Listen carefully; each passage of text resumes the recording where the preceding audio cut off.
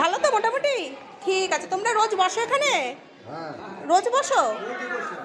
আচ্ছা ঠিক আছে, রোজ বসো তোমরা?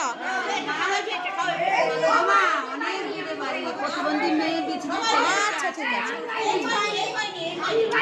একটু দাঁড়াও, চেঁচামেচি করলে হবে না। তোমার বসো, তোমরা বসো বসো, সবাই পাবে। এই রে, ওই যে দিয়ে দে, দাঁড়া মা, দাঁড়া, দে মা কলাটাতে।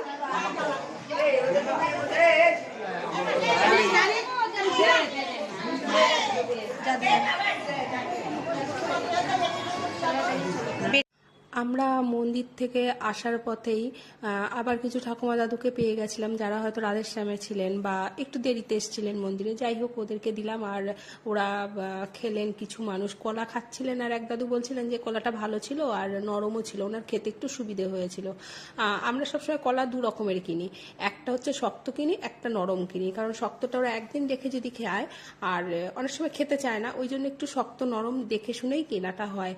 আর এদিক থেকে আবার আমরা বেরিয়ে আসার পরে কিছু ঠাকুমা আবার কোথা থেকে চলে এসেছিলেন, হয়তো খবর পেয়েছিলেন যে এখানে একটু চাল ডাল বা শুকনো খাবারের ব্যবস্থা হচ্ছে। যাই হোক, সেই ঠাকুমারা আসলেন। আমরা আবার বললাম চেঁচামেচি করো না, ব্যবস্থা করে দিচ্ছি। আর এই ঠাকুমা তো আবার নিতে পারছিলেন না, উনি এতটুকুই তাড়াহুড়ো করেছেন যে হাঁপিয়ে গেছিলেন। যাই হোক, সুন্দরভাবে দেওয়া হলো। আর এইবার এখান থেকে আমরা চলে যাব রানীরঘাটে মন্দিরে, কারণ ওইখানটা আমাদের জন্য কিছু ঠাকুমা দাদুরা অপেক্ষা করছেন। আর দেখতেই পাচ্ছেন এখানে আমাদের খুব সুন্দর একটা কাজ হলো। আমরা ওখান থেকে আবার রানীরঘাট মন্দিরে চলে আসবো বলছিলাম, আর আমরা চলেও এসেছি রানীরঘাট মন্দিরে।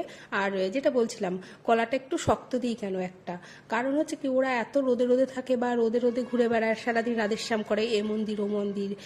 কারণ শহরের দিকে তো আর কারো বাড়িতে কিছু পায় না। যাই হোক, এই জন্য না কলা অনেক সময় নরম হয়ে যায়। ওরাই বলে যে একটু শক্ত দেখে দিলে একটু সুবিধা হয়। কারণ এর আগে আমরা নর্মাল কলা এনেছিলাম, আনতাম আর কি, যখন ভালো অতটা বুঝতাম না। কিন্তু আনার পরে দেখতাম কি, ওদের কলাটা দিতে দিতে ওরা খেতে খেতে নাকি কলা একদম পুরো কেমন হয়ে যেত। তো ওরাই আমাদের বলেছিল, দিদিভাই তোমরা না একটু শক্ত দেখে কলা আনবে। আর ও পাশে দেখতে পাচ্ছেন একজন ভদ্র মহিলা, উনি কিন্তু মন্দিরেই থাকেন। ওনার স্বামী বয়স্ক ছিলেন, মারা গেছেন, ওনার কোনো সন্তান নেই আর ওনার বাড়িঘরও কিছু নেই, তাই উনি এই ঠাকুমাদের সাথেই মন্দিরে থাকেন। অনেকে ভাববেন হয়তো যে ওই দিদি কেন মন্দিরে থাকবেন, তাই বলে দিলাম। যাই হোক, আমরা মন্দিরে এসেছি। আর এই রানীরঘাট মন্দিরের ঠাকুমা দাদুরা সবসময়ের জন্যই আমাদের একটা স্পেশাল জায়গায় থাকেন, কারণ এদের সাথে আমাদের সময় কাটাতে ভালো লাগে। আর এরা আমাদের নিত্য সঙ্গী হয়ে দাঁড়িয়েছেন। আর ঠাকুমাদের প্রচুর কথা শুনি আমরা, অনেক আবদার শুনি, এটা লাগবে ওটা লাগবে, এটা নেই ওটা নেই, বা আমার এটা হয়েছে ওটা হয়েছে। যাই হোক, এত সুন্দর সুন্দর কথা বলেন, বা এমনভাবে একটা জানি না আদর পাই কেন, একটা আশীর্বাদ তো অবশ্যই আছে আমাদের উপর, না হলে আমরাই বা কেন এত কিছু এদের কাছ থেকে পাই। আর আমাদের খুব ভালো লাগে, কারণ এদের কথা শুনতে ভালো লাগে। আমরা তো বন্ধু বান্ধবী, বাড়ির লোক জনের সাথে কথা বলি তাই, কিন্তু এই ঠাকুমা দাদুদের না দুঃখের কথাগুলো যখন বলেন, তখন মনে হয় কি যে না, এদের শোনা উচিত, এদের কথা আমাদের শোনা উচিত, রাখা উচিত। তো যাই হোক, আমি ক্যামেরা করছিলাম আর মৌয়া ঝুম্পা ওখানটায় এই দিদির কথা শুনছিল।